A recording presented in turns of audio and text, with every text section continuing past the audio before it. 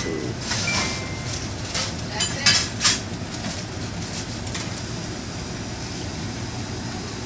it. Did it go through? Why not? I don't know. We're using the app? Yeah. Just went through.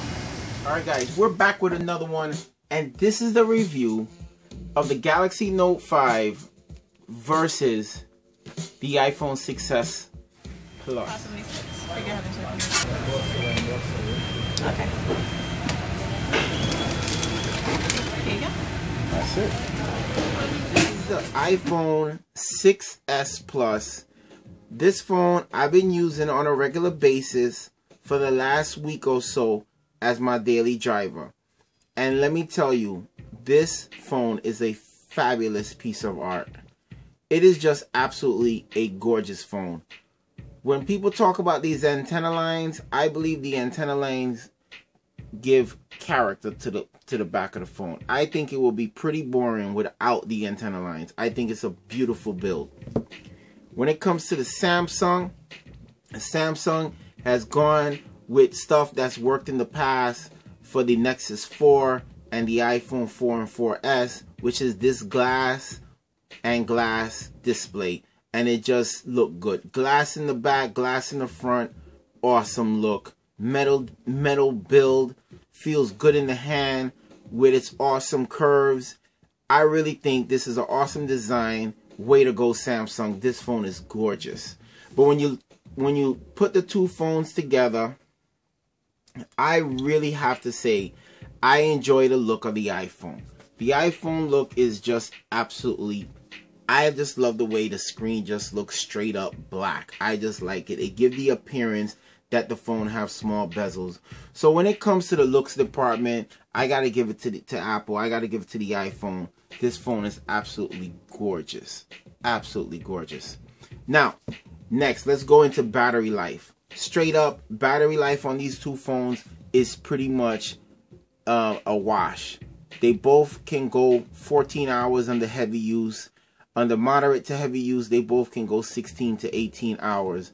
But the iPhone can do it on a more regular basis than the Samsung. Why? Because Samsung is Samsung is pushing a Quad HD display. Meanwhile, the iPhone is still on 1080p. Now, for battery life, that's a plus. But for us who likes pixels, that's a negative. It's time for Apple to ditch the 1080p and step it up, because they've been on 720p for a long time. So this 1080p, yeah, it's an improvement, but you're a little bit late, Apple. You got to step it up. So, but when it comes to the battery life, the battery management, when this phone is not being used, is incredible. This phone can easily, under very light use, can easily go a day. I can see it going a whole 24 hours, but on the regular, it'll probably go about 20 hours if you use it very moderately. If you're using it heavy, on the regular, you can't kill this in 8 hours. It can easily go 14 hours under heavy use. So with battery management, unfortunately, I gotta give it to Apple. But they're pushing that 1080p screen, so that's pretty much why they get the nod. Other than that, so what Samsung did with this battery and this pushing this Quad HD, and this phone is lasting, it's incredible. So with battery life, they both get an A+, but we gotta pick one, so we gotta pick the iPhone on battery life. Now, when it comes to the button placement, we're gonna go back to the build. When it comes to the button placement, you honestly can't beat the way these two phones have the button placements. Everything is in the right place. It works well. So we got to give that as a wash. Now, when it comes to screen, we already know who's the winner there. Samsung controls it. Samsung screen is absolutely incredible. Just looks fabulous. When you're watching YouTube or whatever it is, it just looks absolutely incredible. Now, I'm not going to say the iPhone screen don't look good. Yes, it does. But it's still 1080p. No matter how nice it looks, it's still 1080p. So we got to go with Samsung all day long. Now, when it comes to the feel in the hand, You're talking Samsung, which is a phablet, is in my hands doesn't feel like a phablet no more. It feels like I'm getting the best of both worlds. I have a good sized phone, but with a screen that's like a phablet, you know. So I'm getting a lot of screen for the way it feels in the hand. It feels like a phone. With with Apple, this feels like a phablet. It's a little bit wider. You can literally hide the Note behind this phone. So we already know which is the bigger phone. You know, but in screen size, Samsung got more screen size real estate. So it depends on what you want. You know, when it comes to the OS, let's talk about the OS.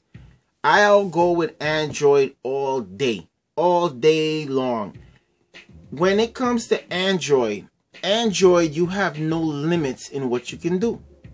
When you want to share an app, you want to share a YouTube video to WhatsApp, you don't have to jump over any corners. You don't have to do no linking, you know, getting that link for the URL and whatever. All you got to do is just share it. The issues I have with iPhone is a big problem when it comes to sharing. For instance, I want to share this particular video. I press share, and this is the choices that I have. I have Google+, Twitter, Facebook, email, Messenger. That's it.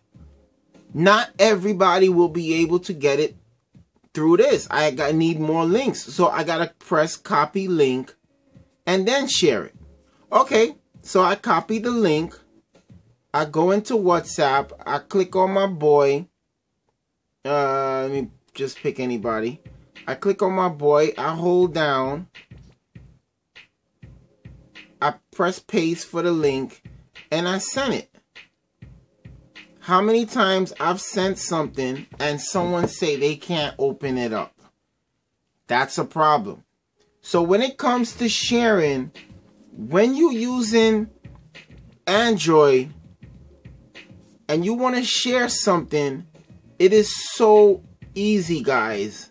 So easy. I'm just going to pick anything random. So you press share. Look at this. Look at this. I can share to anything on my phone. Anything, whether it's Messenger, to Snapchat, to Tumblr, to email, to Pinch. Everything that I have on my phone, I can share. So sharing is a plus on Android. It's a negative on the iPhone. Period. End of story. There's a whole bunch of other stuff that's closed on the iPhone that's open on Android. But if I get into that, we'll be 20, 30 minutes in the video. I can't do that. So when it comes to the OS, I'm giving it to Android all day. All day long. So what are we going about next? The camera. All right. Finally, these manufacturers has bumped up their front-facing camera to 5 megapixels or better.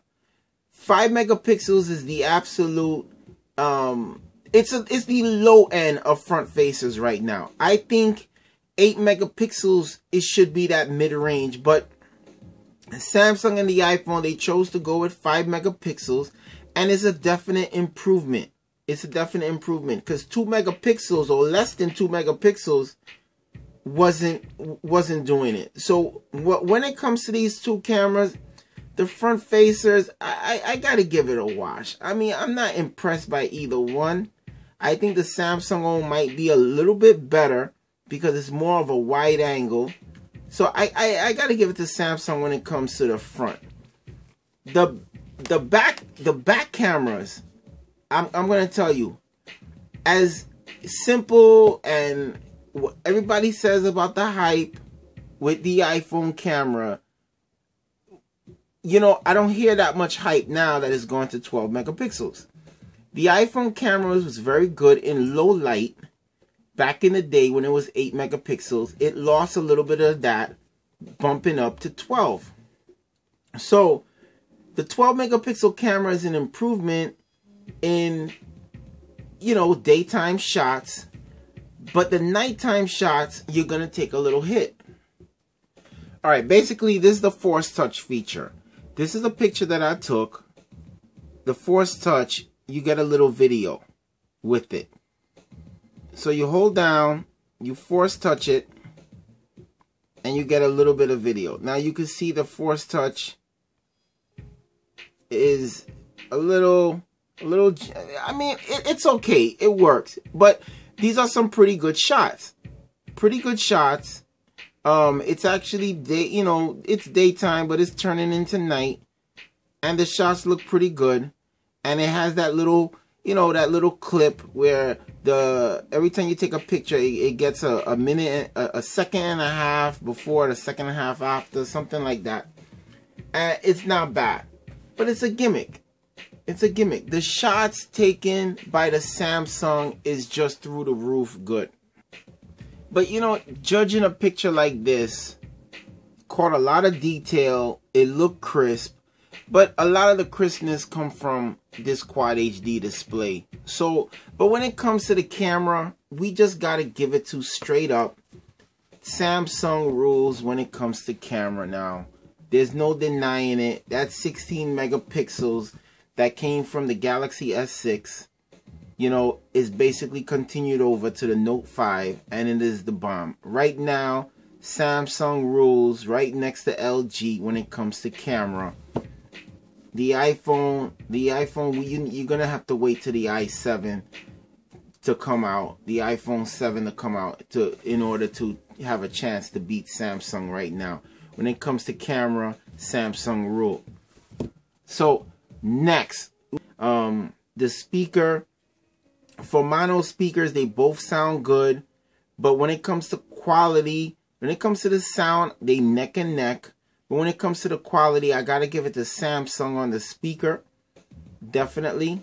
When it comes to the charging, we gotta give it to Samsung because it charges up faster. Even though the battery life might be a little bit longer on the iPhone, when it comes to charging the phone, Samsung is better and faster, straight up. When it comes to audio quality coming from the jack,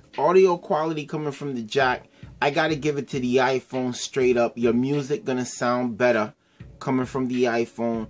The way you're able to plug in your headphones, the seamlessness of it, it really makes a difference. Something about this iPhone is, well, when it comes to audio coming out of it. Like I said, the speaker's a little lacking. But when it comes to the audio coming out your headphones, man, it's with the iPhone right there. Alright, so let's talk about this processor. The processor, the iPhone comes with this A9 processor. It's in no other phone, you know. It's only in the iPhone, the A8. All of these iPhones tend to be faster than the Samsungs and so forth. And I give them that. But here's the thing. They're not doing nothing. The iPhone haven't done nothing in years. It's now that the iPhone has some tricks up their sleeve with the 3D Force Touch. But other than that, they're not doing nothing. This processor is quick. You're pushing a very light OS. You're pushing a very light OS. So of course your phone is going to function. Of course your phone is going to be correct. But I've been able to get this to freeze up on me. You know, it got 2 gigs of RAM, which should be enough. It definitely is enough, but I got it to slow down on me.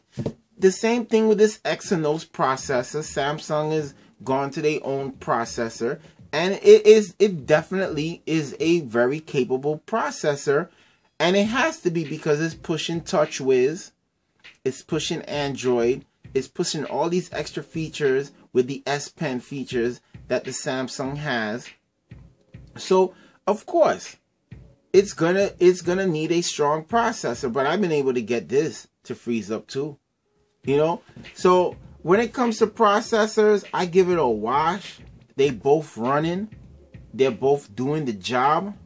You know, it's definitely an improvement that Apple's gone to 2 gigs of RAM finally, you know, finally. But they should have done this long time ago. When it comes to the fingerprint scanner, I definitely got to give it to the iPhone. Why? This circle works a little bit better than this. This complete circle on the iPhone works better than the Samsung. Samsung, of course, we know the deal. Apple got this patented, and it takes up more space, but it just works. It instantly works. On the Samsung, it works as well, but 99.8 times, you know, you're gonna get it right. With the iPhone, is almost 100%. You know, so when it comes to the fingerprint, we gotta give it to the iPhone. It is quicker, it is more accurate, and it's not taking away nothing from the Samsung. This is a very good fingerprint scanner. I've enjoyed both of them. Now, when it comes to mobile payments, I gotta go talk about Android Pay. This is an Android phone. I haven't gone with the Samsung Pay yet. But so far, with the Android Pay, I feel the Android Pay, hovering it over the terminal is a little better than pointing and holding the fingerprint button at the same time. Now, it's quick, but I'd rather have Android Pay. That's just me. So we're getting to the end now, and where did iPhone get this, man? This feature of showing the messages without opening the phone. I mean, where have I seen this before? All right, straight up, when it comes to the 3D touch, to show you guys, when it comes to this 3D touch feature, it works. But when it don't work, you get this vibration that it don't work. And you think on some apps it should work, and on some apps it don't. You know, I mean, is it the same thing to hold down and go to your most favorite, or is it better to just click the app? I don't know. It seems like a little bit of a gimmick. But when it comes to Samsung and the S Pen, and when you pull out this S Pen and you just get to work, and once you pull out the S Pen, when it comes to these other phones, there's no other thing to say that Samsung wins all day long. Samsung wins when it comes to the S Pen. Why? Because this is a real big feature. This is a feature. And this is why I got the Samsung. This is why this is my #1 player right now. This is why Samsung rules. Because of this S Pen.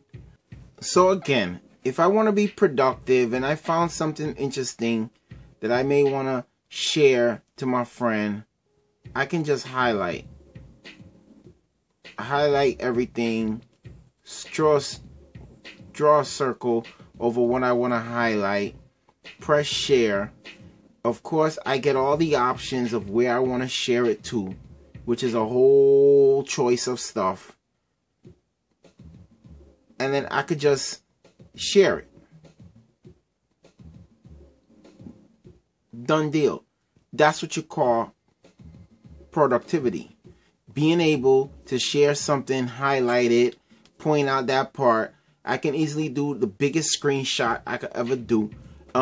This is just productive. This is what you could do with the S Pen. There's so much more stuff you can do with the S Pen and this Note. It's incredible. So once you whip out the pen, it's all over. Samsung wins. Basically, that's how it is. So between the iPhone, no matter how gorgeous the iPhone look, no matter how, you know, pretty much above average the camera is, no matter how long the battery life management is, no matter how great the fingerprint scanner is, basically, when it comes down to it, Samsung wins.